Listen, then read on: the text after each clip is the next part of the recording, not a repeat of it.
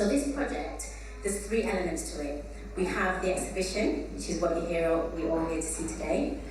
Then we have a production, and then we're going to be doing some oral histories, which will be archived here at Central Library permanently. So it's not just a 2-year project, this is a lifetime project. And we're really, really grateful for every single parent that's been involved in this and making it work.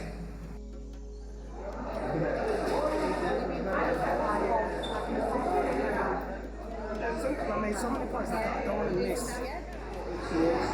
We have lots of different communities across Manchester, and we have lots of different cultural stories around our pregnancies and childbirth. And let's share those and let's embrace those so that we can make it easier for the next generation of women who want to embark on that journey. I'd like to say thank you very much once again for inviting me to speak, and now we'll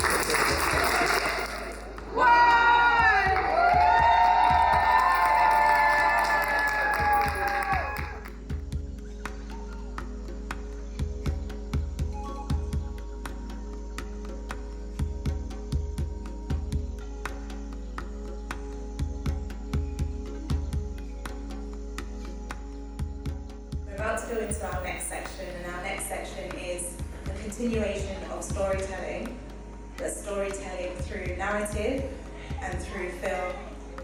This project won't be possible without the women, and the women have showcased so much strength, power, but also vulnerability. I really enjoyed the piece. I think it was educational, it was informative, but at the same time it was quite visceral in its communication with the audience. Everybody said the music was amazing, everybody was amazing. It just felt like we needed to know about this, we needed to see this, and there's so much to talk about with other people in regards to what we've seen today. So we are grateful for her space. So, I thought I'd be sad watching it, coming into it, actually left feeling empowered. So yeah, well done holding her space. Yeah, it was brilliant. Very powerful, informative story, and sort of coming from a male perspective and stuff like that. We're sort of looking at it from the outside, and then when you have stories like this where people have their voices heard and stuff like that, I think it's very powerful and needed. Oh yeah, I just didn't see that coming, I'll be honest. Like when you go there you think, okay, yeah, it's a play, but then you got the drums, you got the light flashing. It's definitely a piece of art, so yeah, I thought it was amazing.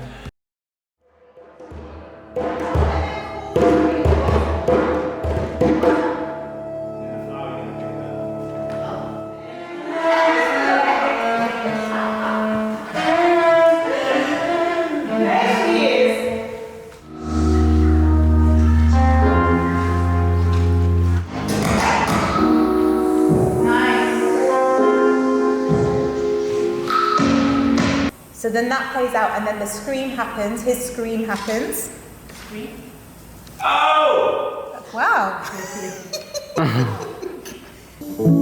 Nice. Ah, nice. Yeah, so I'm going to break this down to you.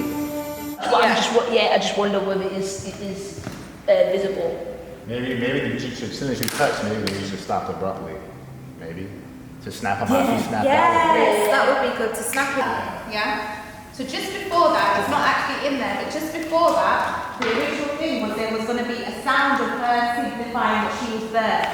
We initially called it the rumbling sound. Right. Yes. Let's say this was a fail. Also show it.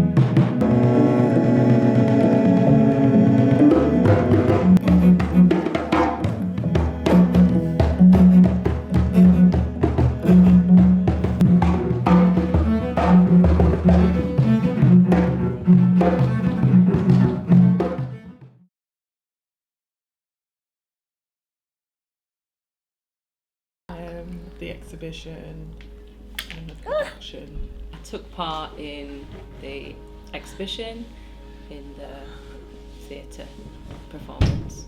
I shared my story in the exhibition and the theatre production. I got involved in part 2 of the project, the production phase. I enjoyed all of it, the whole process. But it was quite cathartic as well and very healing. I think the main thing was working collaboratively with people who I think had similar experiences to me. Sort of the unprecedented and uncharted creativity that we was discovering along the way. Sharing experiences is my takeaway, that there's always somebody going through similar things to yourself. Even in pain or traumas, we could bring a huge awareness. All the really joyful memories I have of like just people working together to tell our story. I have a character that's stuck in the mind of many people in the audience.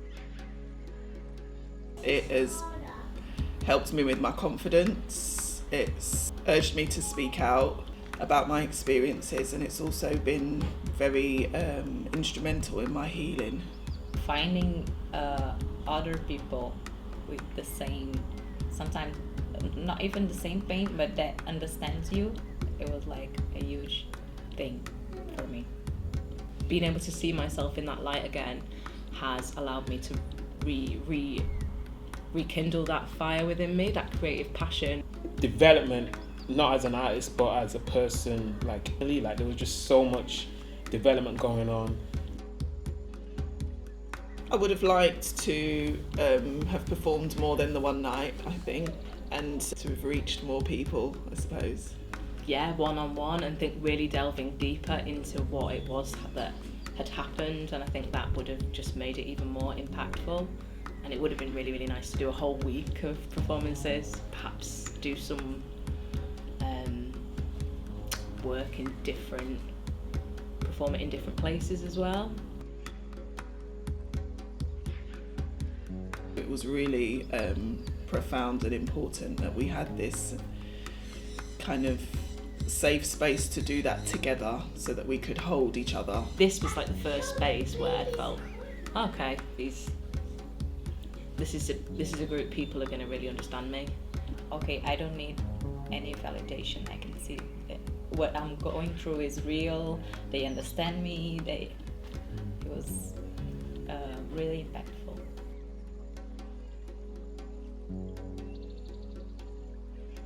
My experiences of loss was something that Holding Her Space helped me through. Helping me navigate through the postpartum. Yeah, Holding Her Space really ignited me to see myself through their eyes. It's the ability to meet the criteria to be able to deliver what was required of me, then take on the sort of constructive criticism and learning how to navigate and negotiate. Yeah, one-on-ones with specific tutors. Having one-on-one sessions really helps to solidify whatever you create. I think would have just given the feel of the theatre a more finished feel.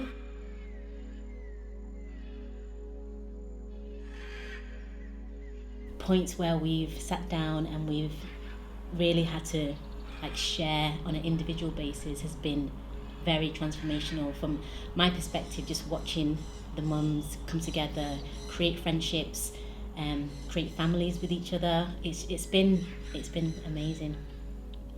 And the fact that this has impacted people across different generations has been great, because we didn't really aim it for just one specific generation. So we started out thinking this is for our children, their children, and our grandparents, mothers our age. The project began to grow in a way that we didn't perceive it to. And so I think that became a bit of a challenge in that we trying to manage the production on the scale that it became, and also the exhibition, which was a huge success as well.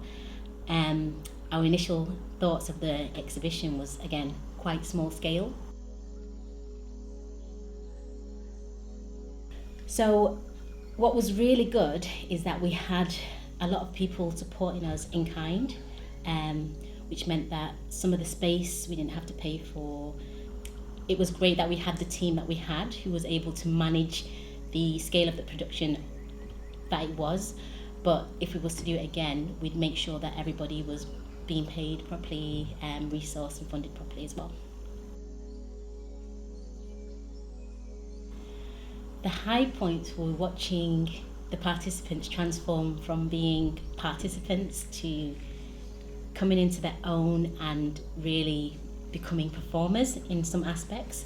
You know, they've shared with us how much they've took from this production and how impactful it has been, you know, for their healing and, you know, for them going forward. If I knew before, but I've learned even more how important these spaces are and how we can use creativity and arts to be able to share those stories. It can promote healing on a deep level as well. So it's taught me on the importance of community, leaning on to our community, leaning on each other. You know, it's it took everybody to make this a success, and that's been great.